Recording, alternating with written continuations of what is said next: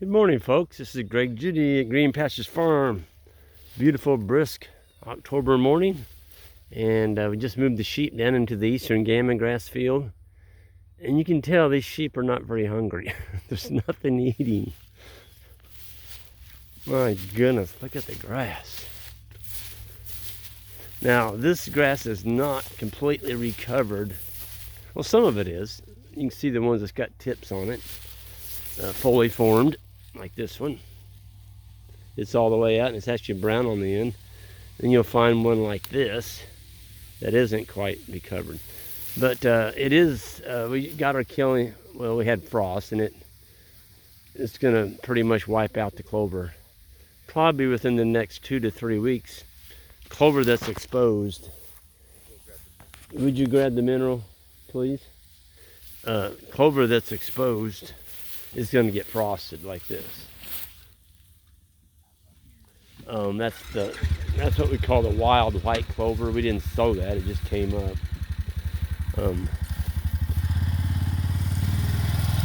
boys are going to go and get the mineral. I just pulled I was in the lead. I brought the dog feeder with us. I love this dog feeder. It's a sheep-proof dog feeder. It's a new design that I came up with, and I wanted one that the young dogs could escape on each end. So we are sold out of dogs. We sold the last bunch last week. Oh yeah, they got plenty of feed. Won't have any more probably until next summer, late spring, summer. But anyway, this is made so that the dogs can escape going out that way, underneath that sign, or they can go out that way. So you got a young dog in here eating, and the big alpha dog comes in. That pup can run out the other end without getting chewed on. And we got a nice platform here. Back when we had 30 dogs running out here, we had 2 feeders. We had one on that side and one on the other, and then I had another feeder just like this. We actually had 4 feeders, 2 in each pen. And you need that much when you start running that many dogs. But running that many young dogs is not a good idea. We found that out pretty quick.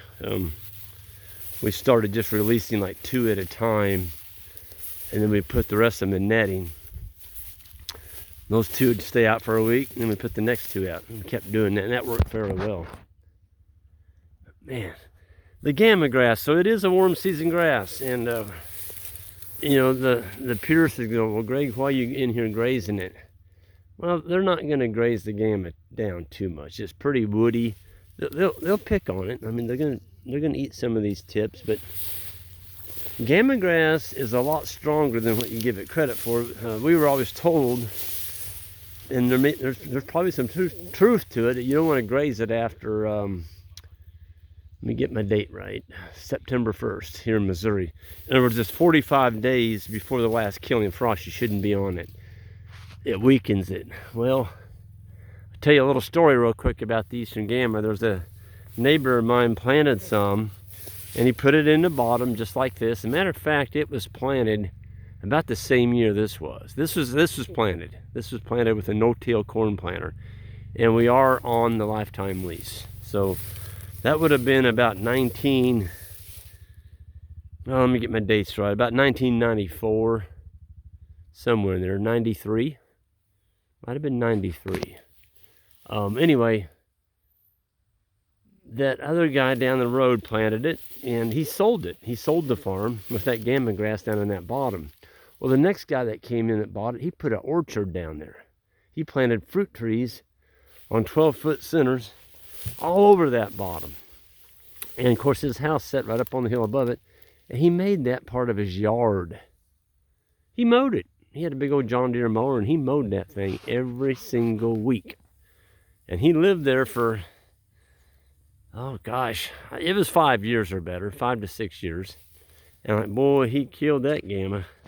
Because, you know, he mowed it off 2 to 4 inches tall for 5 years. And it was like this when he bought it. This is what it looked like. Anyway, that guy ended up selling it about a year and a half ago. And the new guy, he doesn't give a flip about the fruit trees, and so he's just letting it grow, letting it go back to being a bottom with the trees in it. And I couldn't believe it. I went by there this year. That whole bottom is gamma. I mean, lush gamma, 5-6 feet tall gamma. And it was mowed every week through the summer and the growing season for 5 years. And it was mowed off 2 to 4 inches tall. Oh, it wouldn't be 4, more like 2. It looked like a lawn. You could have played golf down there. And that gamma plants that were there, they just sat there and waited, and they stayed alive until they got a good rest period, which they did. When the new owner bought it, he just let it go. You can hardly see the fruit trees down there now. That's how tall the gamma grass is. So the reason I'm telling you that story is you can put a little pressure on gamma and it'll take it. Now that may be an extreme situation. I don't know, but it happens. And it's still happening. It got hammered and it came back. Boy, the sheep are just fat. They're just fat. You want a good fat sheep.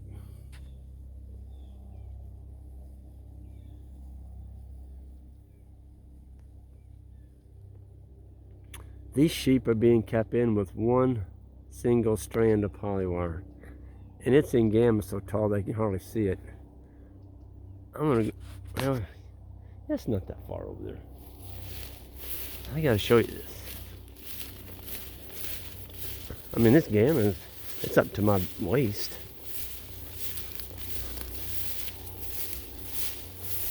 It goes to the Staff for Life helicopter going to the University Hospital. Somebody needs some help. Well, I don't know if y'all heard about that deal in Maine. A lot of the emergency services are going to be shut down effective, I think it was last night. There was, I don't know, over half of them weren't going to take the vaccination, so they weren't going to come to work. So the state of Maine was going to be without, or lots of Maine anyway, was going to be without emergency services. You got a heart attack there, or you need a helicopter, or you need EMS to get you to the emergency room, you're in trouble. Kind of a bad deal. But so they going back to water. There's the water tank way up there. And sheep are they're feeling good this morning. They're running, exploring the paddock. So we'll leave them in here 2 days. We're approaching deer season. It's bow season right now. But we're approaching deer season with rifle. And this is part of the hunting property. We got to get them in an area where they're not going to be affecting the hunting.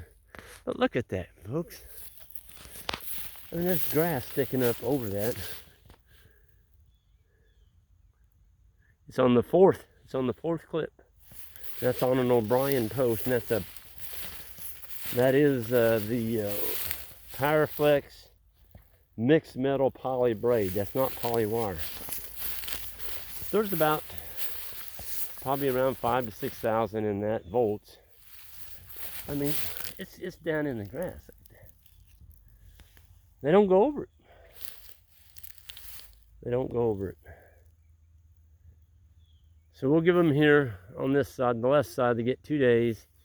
And then we'll just roll that wire back up there by that stock tank, and move it to the left side of the tank. We'll leave all this wire in, and then they'll be over here for the second 2 days. And then they go across the road. Man, I'll tell you what now, it is beautiful out here. I feel so fortunate to be able to have this kind of lifestyle and not be stuck behind a desk somewhere doing something not really crazy about doing. But for those of you all that are in that situation, just remember, you can get yourself out of it, but you have to make a plan. And that plan means getting a piece of paper and a pencil and writing down steps and how you're going to do it.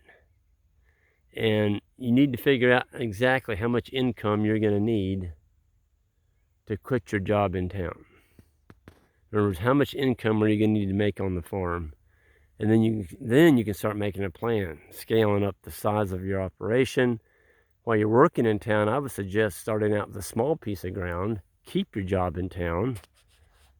Learn the ropes on a small scale where it's not going to bankrupt you if you make a mistake and something goes array, that goes opposite what you thought it would.